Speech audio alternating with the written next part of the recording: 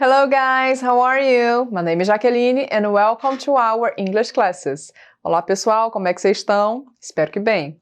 Meu nome é Jaqueline e sejam bem-vindos à nossa aula de inglês. Hoje nós vamos falar um pouquinho sobre modal verbs. Vamos falar sobre verbos modais, ok? O que são, como usamos. Então a gente vai ter hoje uma visão geral de alguns dos verbos modais que existem. Vamos lá?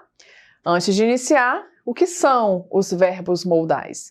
Bom, os verbos modais acompanham os verbos principais para expressar uma ideia particular.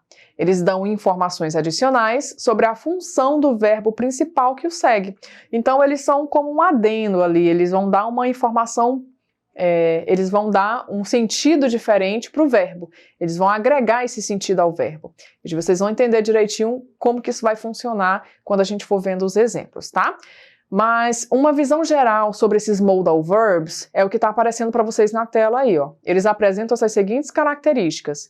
Eles são seguidos do verbo principal no infinitivo, mas sem o to. Por exemplo, I can ride a bike. Então, ride está no infinitivo.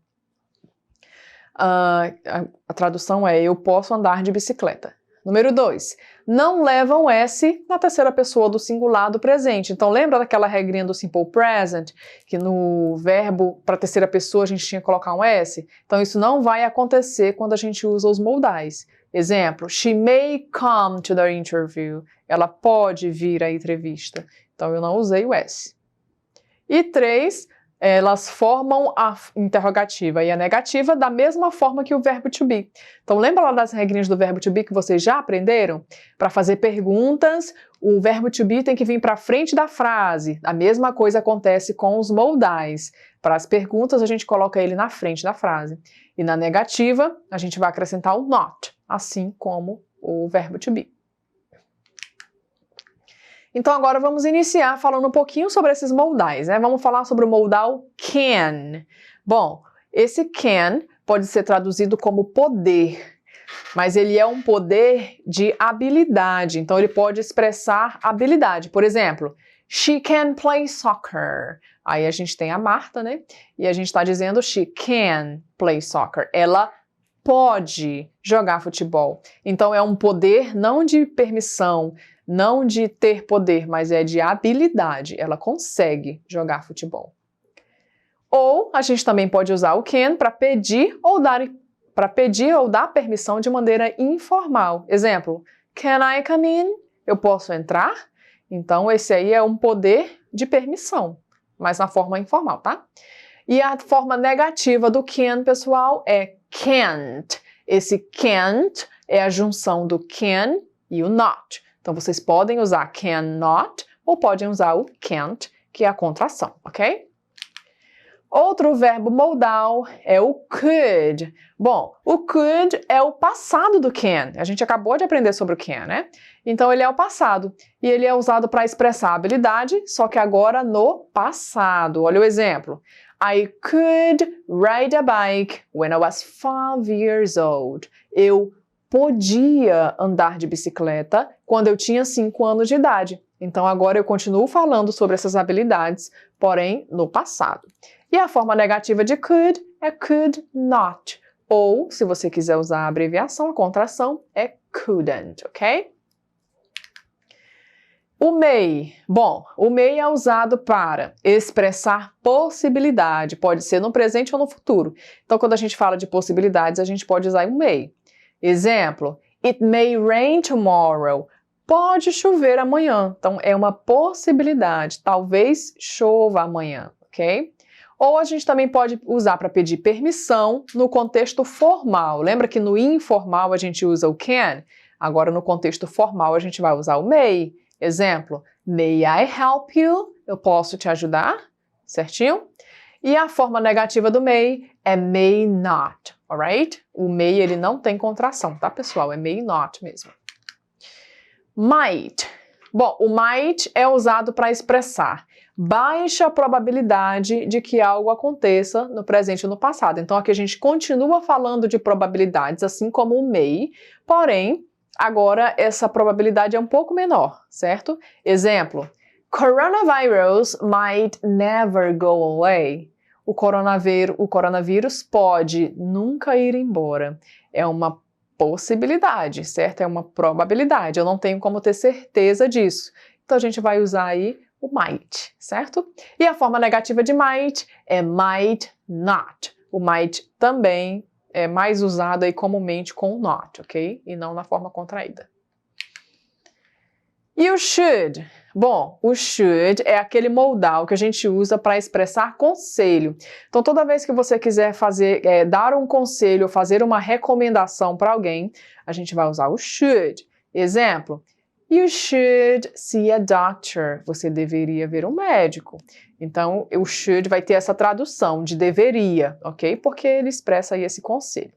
E a forma negativa de should é shouldn't, que é a junção do should not. Você pode usar o should not e pode usar o shouldn't, alright?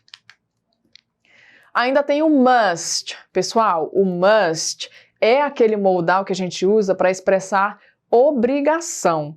Então, tudo que for obrigação, a gente usa must. Olha aí o exemplo. People must wear a face mask. As pessoas devem, essa é a tradução do must, ok? As pessoas devem, têm que usar a máscara, certinho? Por quê? Porque é lei, é obrigação do cidadão quando sai de casa usar a máscara em locais públicos. Então, como é uma obrigação, a gente vai usar o must para expressar isso aí, certinho? E a forma negativa de must é mustn't, ok? Mustn't. Essa é a forma negativa. E é isso aí. Agora que vocês já aprenderam sobre os verbos modais, vamos fazer uma atividade para ver se vocês realmente aprenderam, prestaram bastante atenção à nossa aula de hoje. Vamos lá? Então, na questão 1, a pergunta é: o que são verbos modais? O que são os modais? Hoje a gente falou sobre vários modais, né? Como a gente usa, quais são as traduções, mas, em geral, o que são os modais? Estão lembrados? Espero que sim. Então vamos ver a resposta juntos, né? Bom, então os verbos modais são auxiliares, são palavras auxiliares, né? Verbos auxiliares que acompanham os verbos principais para expressar uma ideia particular. Eles dão informações adicionais sobre a função do verbo principal que o segue. Então, digamos que o verbo é andar de bicicleta. Que função a mais eu posso dar para esse verbo? Então, não é só andar de bicicleta, é pode andar de bicicleta, habilidade.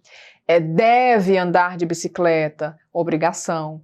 É deveria andar de bicicleta, conselho ou recomendação. Então, esses verbos modais, eles vão dar essa informação a mais para o seu verbo, ok?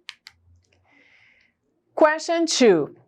Use as palavras dadas para formar frases. Então, agora nós temos aí 3 exemplos de como formar frases.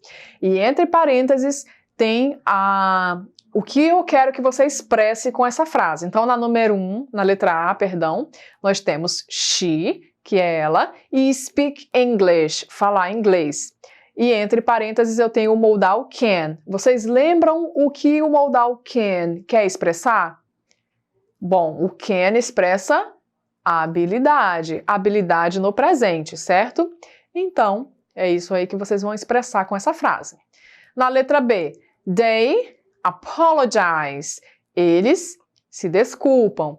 Então, entre parênteses, a gente tem o should, e o should a gente usa para falar sobre recomendação. Quando a gente quer recomendar ou quando a gente quer dar conselho para alguém. Então, nesse caso, a gente vai usar esse modal. E por último, I read when I was 4 years old. Eu ler quando eu tinha 4 anos de idade. E entre parênteses a gente tem o could. E o could a gente usa para expressar o que, pessoal?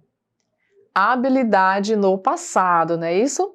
Então, muito bem. Agora que vocês estão aí por dentro das palavras e dos modais, vamos estruturar essas frases para que elas fiquem gramaticamente corretas. Vamos lá?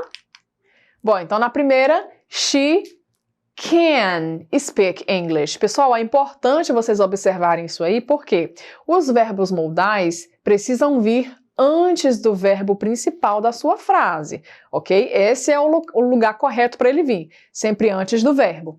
Então, she can speak English. Ela pode falar inglês, ok? Na letra B, they apologize, e o modal seria o should, então they should apologize. Eles deveriam se desculpar. Eu estou te fazendo uma recomendação, estou te dando um conselho. Eles deveriam se desculpar, ok? E na letra C, I couldn't read when I was 4 years old. Eu não podia, passado, né? Habilidade no passado. Nesse caso está na forma negativa. Eu não podia ler quando eu tinha 4 anos de idade. I couldn't read when I was 4 years old. Ok? E é isso, pessoal. Espero que vocês tenham gostado da aula de hoje. Não esqueçam de acessar a nossa plataforma Eduque. Na plataforma Eduque vocês vão encontrar essa aula que vocês podem assistir quantas vezes quiserem e vão encontrar também outros conteúdos de todas as disciplinas que vocês precisarem, ok? Acessem a plataforma e façam bom uso do conteúdo que foi preparado com todo carinho para vocês. See you next class!